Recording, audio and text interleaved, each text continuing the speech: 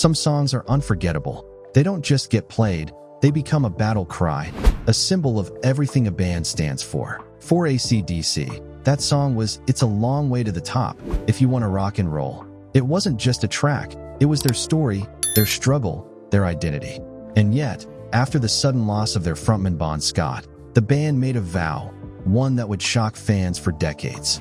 Because while ACDC carried on, sold millions of records, and played to the biggest crowds on earth, there's one song they refused to ever touch again. The reason why? That's where the story takes a turn most fans never expected. The birth of a raw sound. In the early 1970s, rock and roll in Australia was unlike anywhere else. It was loud, reckless, and rough around the edges, a sound still trying to find its identity. Out of this chaos came two brothers, Malcolm and Angus Young, armed with guitars that could cut through concrete. They weren't chasing trends or trying to be polished. Their mission was simple: strip rock down to its rawest form and make it hit like a fist to the chest. The riffs were sharp, brutal, and unstoppable. Angus, decked out in his now famous school uniform, supplied the wild, high-voltage theatrics. Malcolm, quieter but no less fierce, built the machine behind him.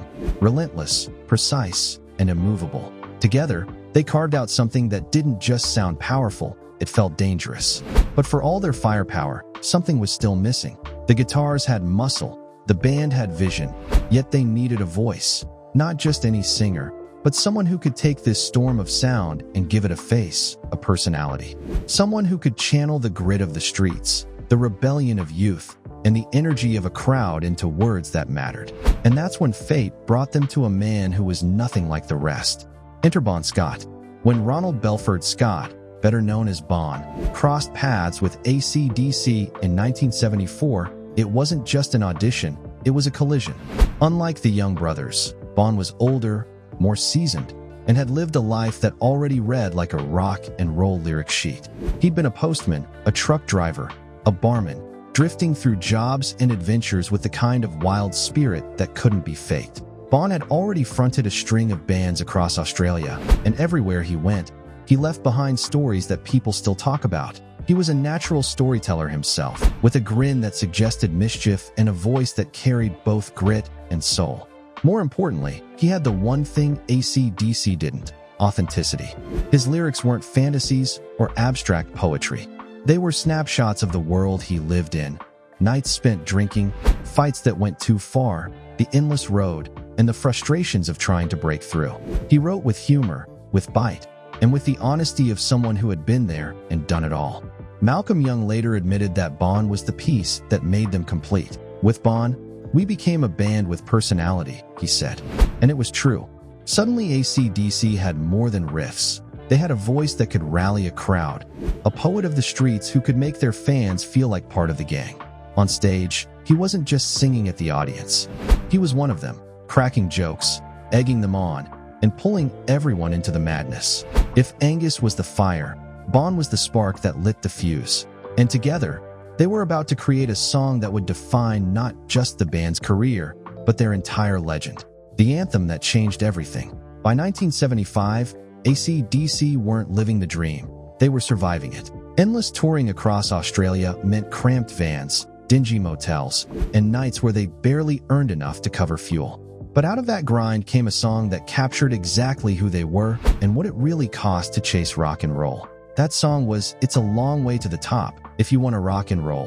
What started as a pounding riff quickly became something more. Bon Scott took their reality, the robberies, the busted bones, the never-ending miles on the highway, and turned it into lyrics that felt like a diary ripped straight from the road. It was raw, honest, and defiantly tongue-in-cheek. But then came the twist no one saw coming. Bon wanted to add bagpipes. At first, even the band thought he was joking. Rock and roll was about guitars, drums, and noise, not the mournful drone of a traditional Scottish instrument. But Bon had played in a pipe band when he was younger, and he wasn't kidding. He dragged a set of bagpipes into the studio, nearly passed out trying to play them, and somehow managed to pull out a sound that fit perfectly. Suddenly, the song transformed. It wasn't just a gritty anthem about the struggles of rock and roll. It became a march, a declaration, a rallying cry.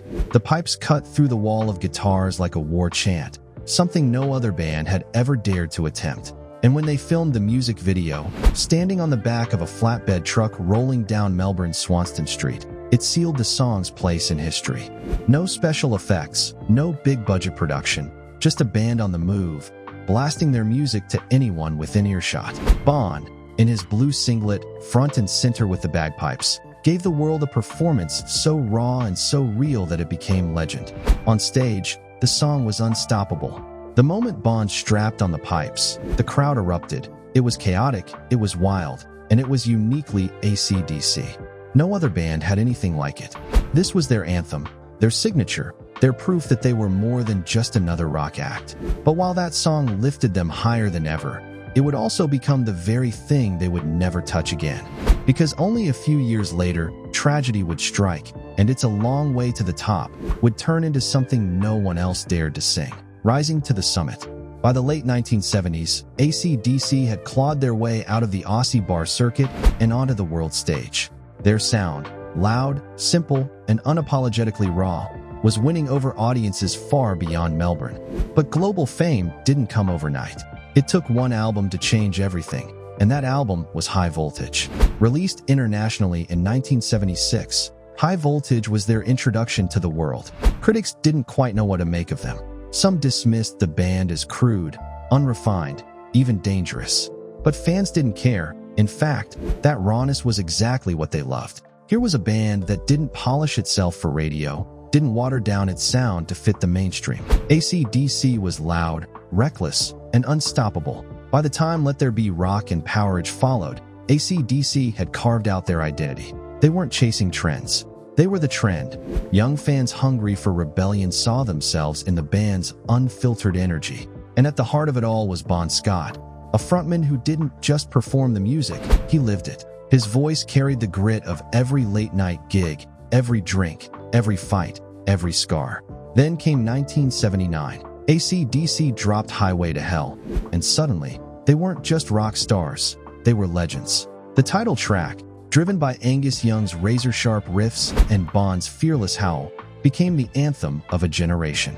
It wasn't just a song, it was a statement. They had fought tooth and nail to get here, and now they were standing on the very edge of global domination.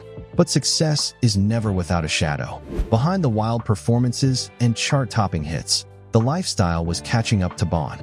The endless touring, the late nights, the constant pressure to push harder, it was taking a toll. Friends noticed he was running on fumes, yet he never slowed down. If anything, the more dangerous it became, the harder Bon seemed to go. And then, at the height of their success, just when it seemed like ACDC was invincible, tragedy struck in a way no one expected, a loss that nearly destroyed the band forever. A new voice, a painful choice. February 1980. Just as AC/DC's rise was reaching its peak, the unthinkable happened. Bon Scott, the wild heart and unmistakable voice of the band, was gone. Fans around the world were stunned. How could a band built so much on his presence survive without him?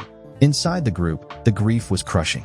Bon wasn't just a singer. He was a brother, a partner in crime, the glue that held their chaos together. For days, the band considered walking away entirely. How could they stand on a stage again, knowing that Bon would never stride up to the mic, never grin at the madness, never howl another verse? But then came the words that changed everything. Bon's parents, still mourning their son, gave their blessing for the band to continue. They believed Bon wouldn't have wanted ACDC to die with him. He had fought too hard for their dream, lived too wildly to have it all end in silence. The band took that to heart. Still, finding a new frontman was no simple task. Whoever stepped into that role wasn't just singing songs. They were stepping into Bon Scott's shadow, a place where failure seemed inevitable. Many names were floated, but one voice rose above the rest. Brian Johnson, a singer from the English band Geordie. What convinced them wasn't just his vocal power. Though Brian's raspy roar had the grit and fire ACDC demanded, it was his attitude. He wasn't trying to be Bon. He wasn't imitating the past. He brought his own energy, his own swagger, and somehow it clicked. When Brian belted out a track in rehearsal, Angus Young later said it felt like lightning in the room.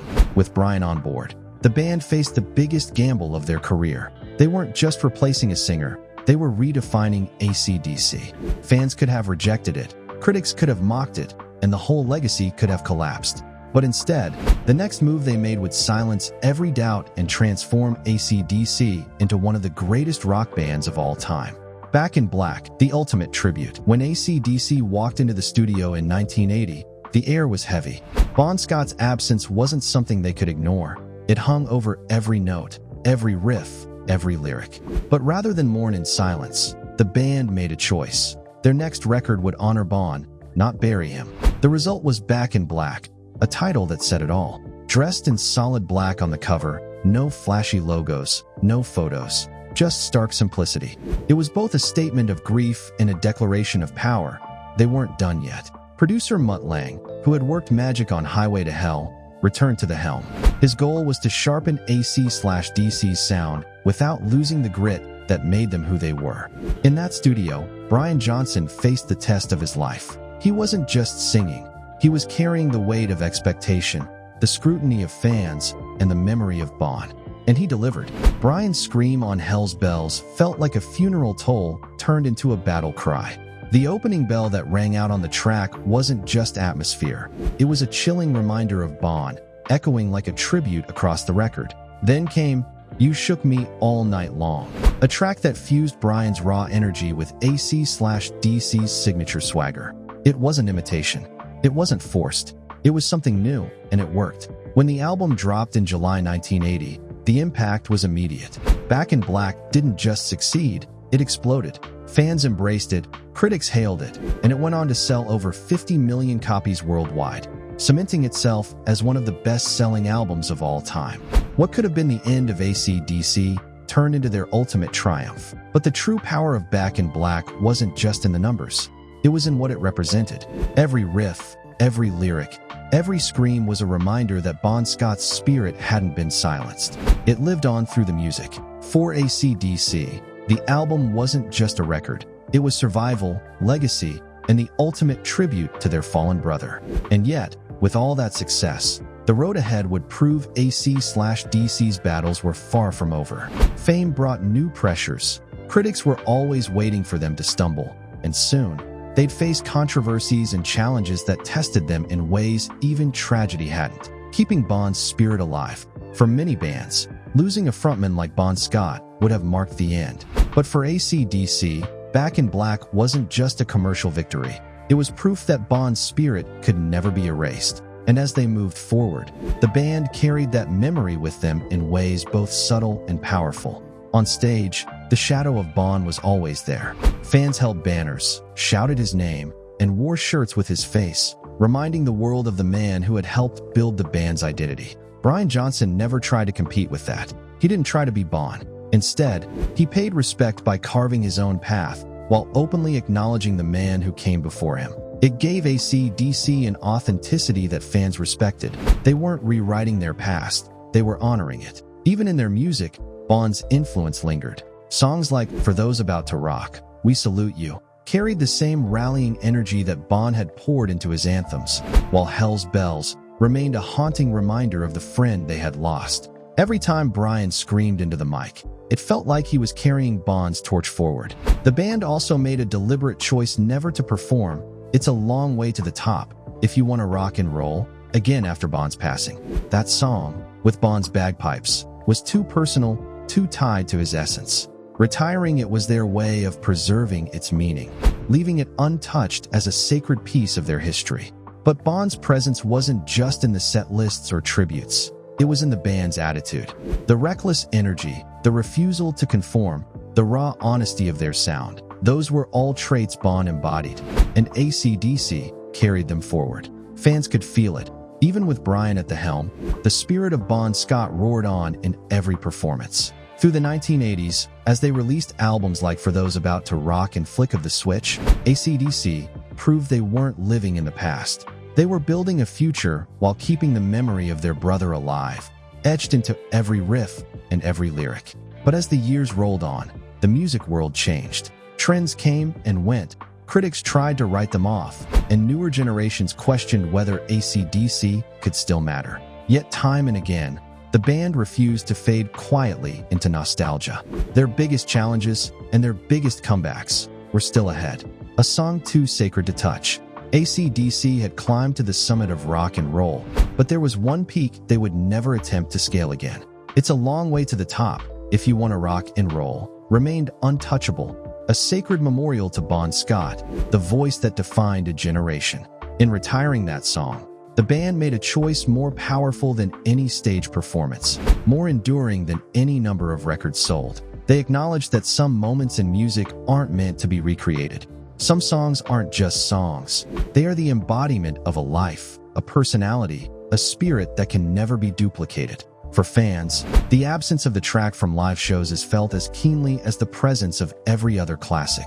It's a silent tribute, a pause amid the chaos, a way to remember the man who made AC/DC more than just a band, a brother, a poet of the streets, and a legend whose influence echoes decades later. AC/DC went on to conquer stages worldwide, release timeless records, and cement themselves as one of rock's most unstoppable forces. Yet the space left by that one song reminds us of the power of authenticity, of legacy, and of respect. In the end, the long road to the top wasn't just about fame or fortune.